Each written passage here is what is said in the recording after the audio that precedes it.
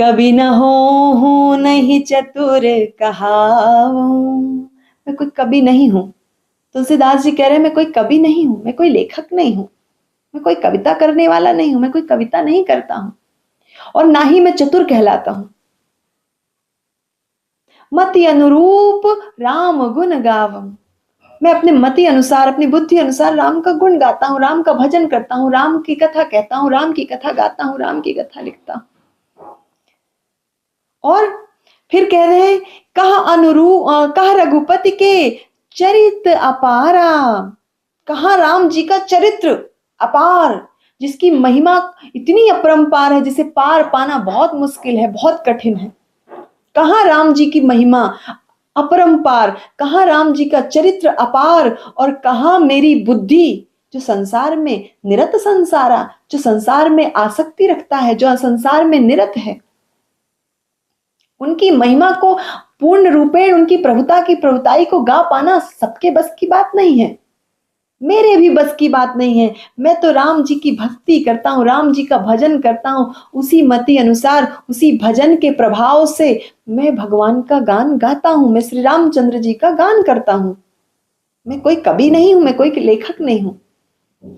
एक बात तो है, अगर कोई थोड़ी सी रचना कर दे, अगर कोई 2 लाइन 2 पंक्ति भी लिख दे, तो व्यक्ति को लगता है कि मैं बहुत बड़ा लेखक हूं, मैं तो बहुत बड़ा रचयिता हूं, मैं बहुत बड़ी कविता कर सकता हूं, मैं बहुत कुछ कर सकता हूं, बहुत बहुत मैं बहुत कुछ। लेकिन यहाँ इतनी सुंदर रामचरितमानस की जो कृत है, रचना है, जो रामचरितमानस की रचना तुलसीदास जी ने की है, फिर भी वो कह रहे हैं कि मैं कोई कवि नहीं हूं, मैं कोई लेखक नहीं हूं, ना मैं चतुर कहलाता हूं।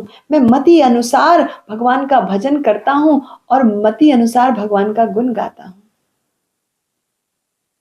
और उनकी प्रभुता की प्रभुताई को गा पाना भी बहुत मुश्किल है, पूर्ण रूपेण कोई गा भी तो नहीं सकता।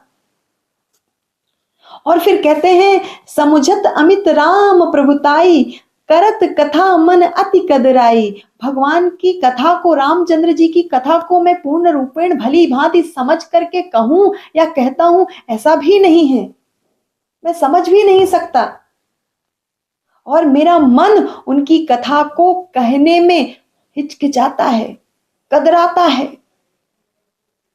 उनकी कथा कहने में तो बड़े बड़े लोग भी कतराते हैं। आगे कितना सुंदर बढ़िया दोहा लिखा है, और कहते हैं कौन कौन, बोले सारद शेष महेश विधि, आगम निगम पुराण, नेति नेति कही जासु गुण, करहि निरंतर गान। जिनकी महिमा को गाने में सारद यानी मां सरस्वती, शेष यानी शेष जी, महेश यानी भोलेनाथ, विधि यानी ब्रह्मा जी, आगम यानी शास्त्र, निगम वेद और पुराण, जब जिनकी महिमा गाने में शास्त्र भी, वेद भी और वेद भी और शास्त्र भी, पुराण भी नहीं गा पाते हैं, सकुचाते हैं, ब्रह्मा जी भी, भोलेनाथ भी, सरस्वती और शेष जी भी स्वयं सकुचाते हैं, उनकी महिमा पार नहीं पा पाते हैं और नेति नेति कह करके हाथ खड़ा कर देते हैं, ऐसा नहीं, ऐसा नहीं, ऐसा नहीं, ऐसा नहीं कह के जो निरंतर उनका गान गाते हैं, जो निरंतर उनका गान गाते रहते हैं, और फिर भी उनकी प्रभुता की प्रभुताई गाने में संकोच कर जाते हैं और नेति नेति कह के हाथ खड़ा कर देते हैं। ऐसे रामचंद्र जी का गान, भजन मैं मति अनुरूप करता हूं। तुलसीदास जी इतनी सुंदर रचना करने के बाद भी कहते हैं कि मेरे अंदर ऐसा कोई गुण नहीं है। क्या आप सोच रहे हो कि मेरे अंदर कोई बहुत बड़ा गुण है? वो तो ठाकुर जी की, राम जी की बड़ी कृपा है, राम जी की बड़ी कृपा है मुझ पर, उनकी प्रभुता की प्रभुताई मुझ पर है। इस वजह से, इस कृपा से मैं अपनी मति अनुरूप कोरे कागज पर कुछ लिख देता हूँ।